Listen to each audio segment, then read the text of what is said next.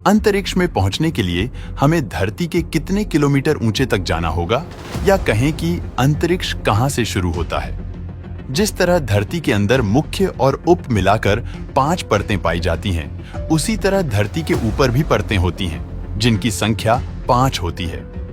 हालांकि धरती के ऊपर की परतें मुख्य रूप से ठोस या तरल न होकर धूल और गैसों से बनी होती है।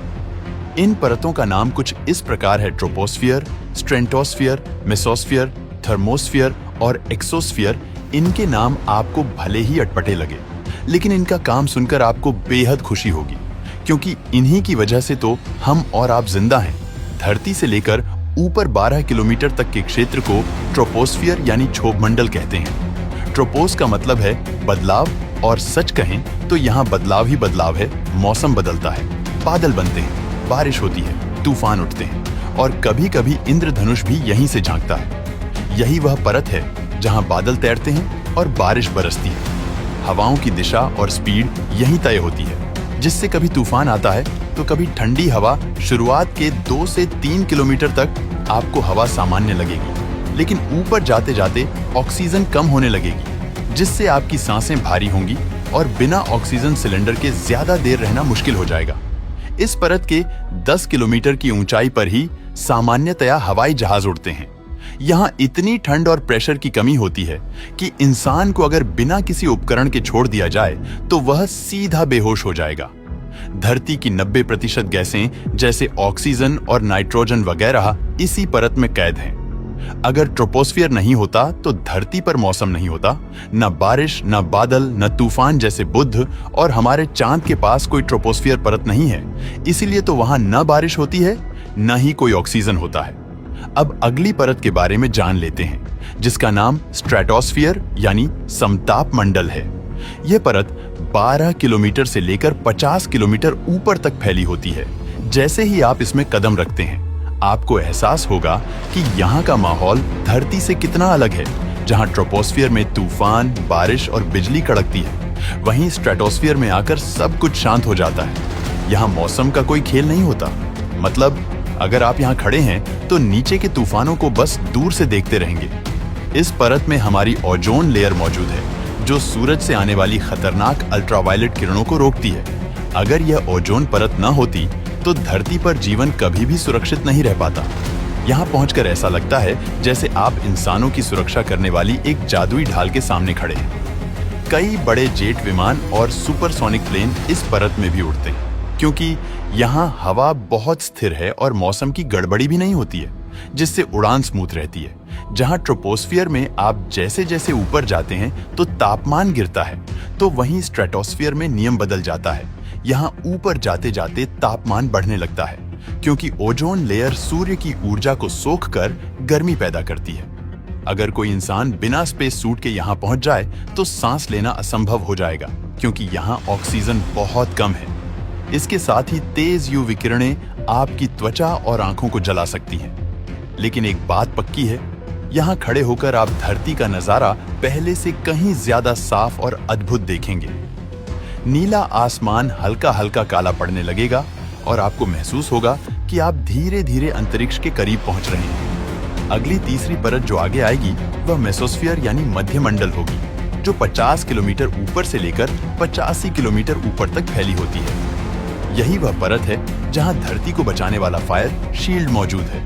मतलब अगर कोई रॉकेट या स्पेसशिप यहाँ से गुजरता है तो वह धरती की वायुमंडलीय ढाल के सबसे खतरनाक हिस्सों में से होकर निकलता है। तभी तो वह जलने जैसा दिखता है। जब कोई उल्कापिंड आसमान से गिरता है तो वह इसी परत में घर्षण के कारण जलकर राख बन जाता है। जो टूटते तारे आप रात में देखते हैं, वो असल में इसी परत में जलते हुए उल्कापिंड होते हैं। जैसे जैसे आप ऊपर जाएंगे, यहाँ का तापमान अचानक -90 डिग्री सेल्सियस तक गिर जाएगा।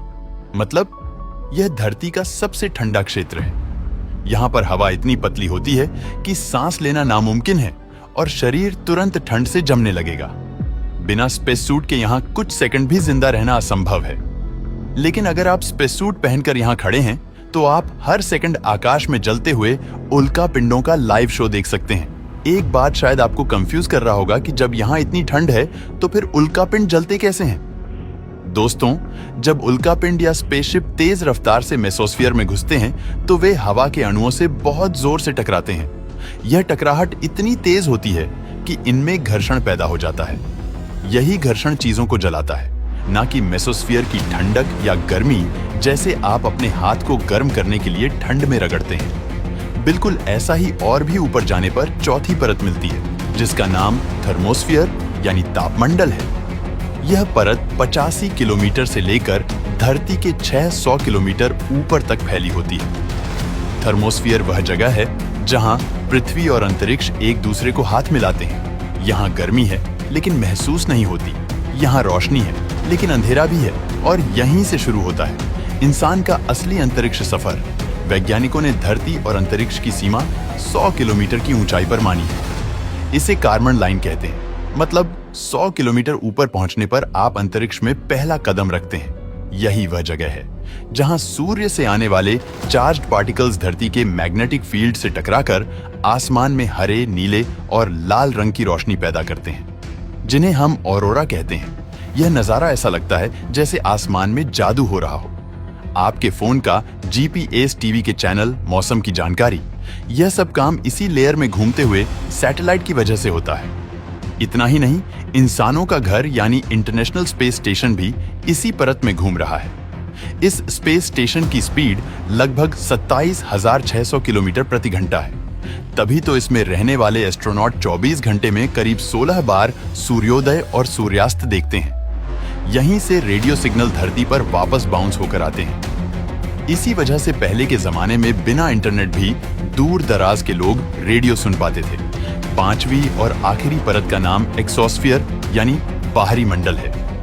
यह परत धरती के 600 किलोमीटर ऊपर से लेकर 10,000 किलोमीटर ऊपर तक फैली होती है। यह हमारे वायुमंडल का बॉर्डर एरिया है जहां अंतरिक्ष की शुरुआत होती है। इसे आप धरती और ब्रह्मांड के बीच का गेट मान सकते हैं। यहाँ हवा इतनी पतली और इतनी कम होती है कि इसे लगभग खाली अंतरिक्ष कह सकते हैं, क्योंकि हवा के कण इतने दूर दूर होते हैं कि अगर एक कण मुंबई में है तो दूसरा कण दिल्ली में मिलेगा। ऑक्सीजन तो होता ही नहीं। एक्सोस्फीयर में कई सैटेलाइट्स घूमते रहते हैं जो टीवी सिग्नल, जीपीएस और इंटरनेट जैसी चीजें हम तक पहुंचाते हैं। यहाँ बिना स्पेस सूट के कुछ सेकंड से ज्यादा जिंदा रहना असंभव है, लेकिन यहाँ से धरती का नजारा सबसे अद्भुत होगा। नीचे पूरी धरती नीले और सफेद बादलों के साथ गोल दिखाई देगी और ऊपर अनंत काला ब्रह्मांड चमकते तारों से भरा हुआ होगा। आपको लगेगा कि वायुमंडल एक्सोस्फीयर पर खत्म हो गया, लेकिन नहीं, इसके ऊपर भी हाइड्रोजन गैस की बहुत पतली परत फैली होती है, जिसे जियोकोरोना कहते हैं। हालांकि इन्हें धरती के वायुमंडल की परतों में नहीं जोड़ा जाता है। खास बात यह है कि सूर्य की रोशनी इस हाइड्रोजन से टकराकर हल्की सी चमक पैदा करती है, जिससे धरती में एक ग्लो जैसा माहौल दिखता है।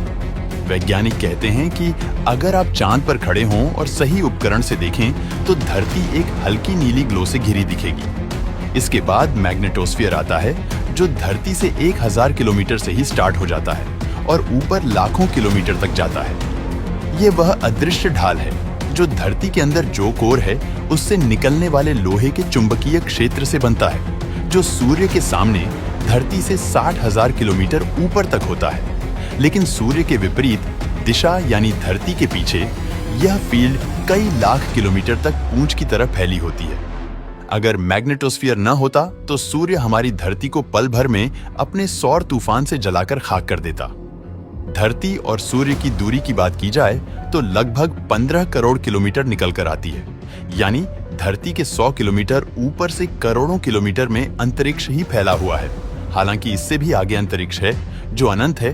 पृथ्वी का गुरुत्वाकर्षण बल वैसे काफी दूरी तक फैला हुआ है, लेकिन 15 लाख किलोमीटर तक की दूरी में जो भी उपग्रह और वस्तु होती है वह उसे अपनी ओर खींच लेती है। 15 लाख किलोमीटर के बाद सूर्य का गुरुत्वाकर्षण बल उस वस्तु पर लगना शुरू हो जाता है। लेकिन इन्हीं 15 लाख किलोमीटर के बीच में एक जगह ऐसा भी है जहां ना तो पृथ्वी का गुरुत्वाकर्षण बल काम करता है और ना ही सूर्य का। अगर इस जगह किसी चीज को ले जाकर रख दिया जाए तो वह न तो आगे बढ़ेगी और न ही हिलेगी। इसीलिए तो जेम्स वेब टेलीस्कोप को नासा ने 15 लाख किलोमीटर की इसी दूरी पर रखा हुआ है, ताकि हमें ब्रह्मांड की अच्छी से अच्छी तस्वीर मिल सके और हम ब्रह्मांड के बारे में बहुत कुछ जान सकें। दोस्तों, वीडियो पसंद आया हो तो लाइक और शेयर करें